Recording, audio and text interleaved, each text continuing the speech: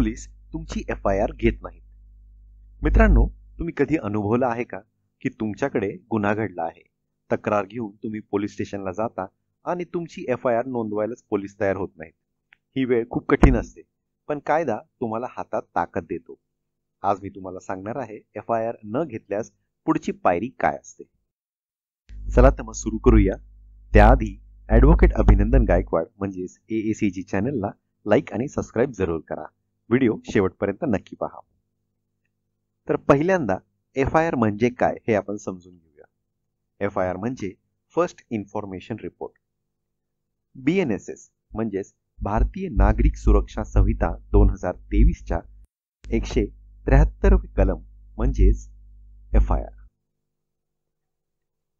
पूर्वी CRPC यामध्ये 154 मध्ये FIRचा संदर्भ दिलेला होता, पण आता CRPC बंद झाल्यामुळे BNSSच्या 173 कलमानुसार हे पाहिले जाते.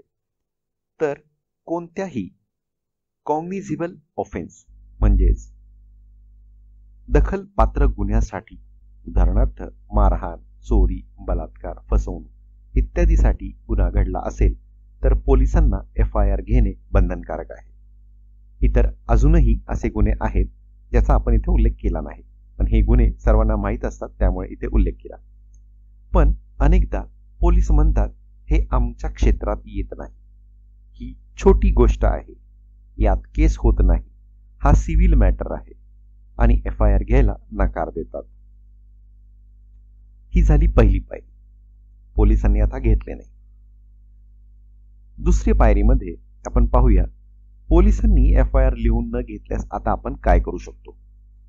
तर सर्वात पहिले जेव्हा तुम्ही पोलीस स्टेशनला जाता त्यावेळी लेखी अर्ज घेऊन जा. तुमचा तक्रार जो अर्ज आहे हा लेखी स्वरूपात 2 कॉपीज हव्यात. एक पोलीस स्टेशनला द्या आणि दुसऱ्या कॉपीवर पोलीस स्टेशनमधून रिसिव्हची कॉपी घ्या. जर तरीही पोलीस तुमच्या लेखी अर्जावर कारवाई करत नसतील तर BNSSच्या 173 सबसेक्शन 4 म्हणजे CRPCच्या जुन्या 154(3) नुसार स्थानिक पोलीस जर तक्रार घेत नसतील तर सुपरिटेंडेंट ऑफ पोलीस म्हणजेच SP किंवा कमिशनर ऑफ पोलीस यांच्याकडे तुम्ही लेखी अर्ज करू शकता. त्यांना FIR नोंदवण्याचा अधिकार आहे. जर SP किंवा कमिशनर यांनीही तुमची तक्रार घेतली नाही तर तुम्हाला न्यायालयामध्ये धाव घेता येते.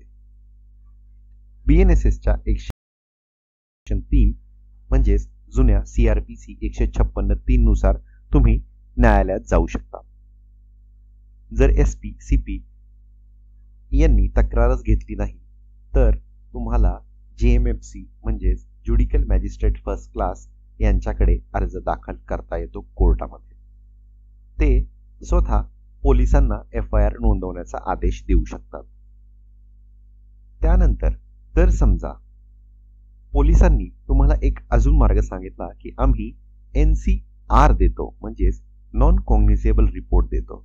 काही वेळा पोलीस NCR देतात म्हणजेच तक्रार नोंदवली आहे पण FIR नाही. अशा वेळी तुम्हाला त्या NCR रिपोर्टच्या बदल्याने तुम्ही किंवा ती NCR रिपोर्ट घेऊन तुम्ही कोर्टामध्ये जाऊन दावा दाखल करू शकता आणि पोलिसांना सांगू शकता की आता आम्ही कोर्टात दावा दाखल केला आहे आणि कोर्टाच्या आदेशाने तुम्हाला ही केस दाखल करावी लागेल. पुढचा टप्पा येतो की असे काही केस लॉज आहेत का की पूर्वी अशा काही घटना झाल्यात की सुप्रीम कोर्टाने काही गाईडलाईन्स दिलेत का पोलिसांना. तर हो, ललिता कुमारी वर्सेस स्टेट ऑफ UP या केसमध्ये सुप्रीम कोर्टाने सांगितले आहे की कॉग्निझेबल ऑफेन्स झाला असेल तर FIR घेणे अनिवार्य आहे. कॉग्निझेबल ऑफेन्स म्हणजे दखलपात्र गुन्हा. त्यानंतर आता आपण एका सोप्या उदाहरणाने पाहूया. समजा एखाद्याने तुमच्याकडून फसवणुकीने पैसे घेतले.